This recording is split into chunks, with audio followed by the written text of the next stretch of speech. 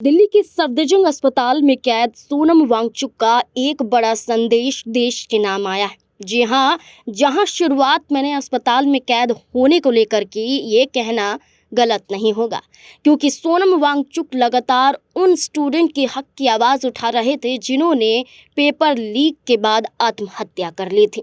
जंतर मंतर पर लगातार भूख हड़ताल पर बैठे सोनम वांगचुक अपनी मांगों के साथ सरकार को झुकाना चाहते थे। झुकाने का अर्थ है कि अपनी मांगों को मनवाना चाहते थे, ताकि आने वाले वक्त में स्टूडेंट आत्महत्या ना करें, पेपर लीक ना हो और उनके भविष्य के साथ खिलवाड़ ना हो। लेकिन सरकार ने अपना मुंह बंद कर लिया, कुछ कहने की बजाय बल का प्रयोग किया। सोनम वांगचुक को उठा लिया गया, अस्पताल में भर्ती करवाया गया। आप इसे कैद भी कह सकते हैं, क्योंकि सोनम वांगचुक खुद अस्पताल नहीं जाना चाहते थे। वो लगातार अपनी मांगों के साथ सरकार के सामने डटे हुए थे।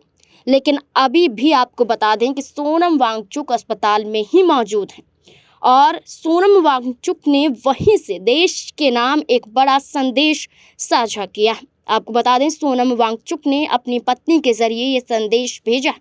सोशल मीडिया पोस्ट में उन्होंने लिखा, 20 जुलाई आज़ादी का दूसरा आंदोलन, भय मुक्त भारत, अन्याय मुक्त भारत।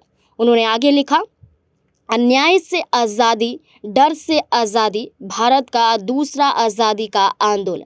संसद तक मार्च, प्लीज़ इसे बड़ी कामयाबी दिलाएं। यहाँ अपील की जा रही है कि 20 जुलाई को जितना हो सके उतनी संख्या में लोग उन्हें समर्थन देने पहुँचे। पोस्ट के आखिर में वो लिखते हैं, सफदरजंग में मेरी अवैध हिरासत से गीतांजलि के जरिए संदेश भेजा गया है। अब जानकारी के लिए आपको बता दें कि जैसा शुरुआत में कहा गया कि सोनम वांगचुक को 18 जुलाई की सुबह जबरन दिल्ली पुलिस द्वारा उठा लिया गया। इसके बाद यह बताया गया कि सोनम वांगचुक की तबीयत ज़्यादा खराब है, लेकिन जब मेडिकल बुलेटिन सामने आया तो ये पता चला कि डिहाइड्रेशन यानी कि पानी की कमी की वजह से उन्हें कमज़ोरी फील हो रही थी और इसी वजह से उन्हें अस्पताल में भर्ती करवाया गया। बल्कि इसके विपरीत उनकी पत्नी ने ये कहा कि जब वो जंतर मंतर पर मौजूद थी तो सोनम वांगचुक की तबीयत इतनी ख़राब नहीं थी जितनी दिल्ली पुलिस ने हवाला देते हुए उन्हें जबरन उठा लिया। अब सफदरजंग अस्पताल से भी यही सामने आया है कि डिहाइड्रेशन की वजह से, पानी की कमी की वजह से उनकी बॉडी में जो कमी थी, वीकनेस नज़र आई, कमज़ोरी नज़र आई और इसी आधार पर सोनम वांगचुक को अभी भी निगरानी में रखा गया है।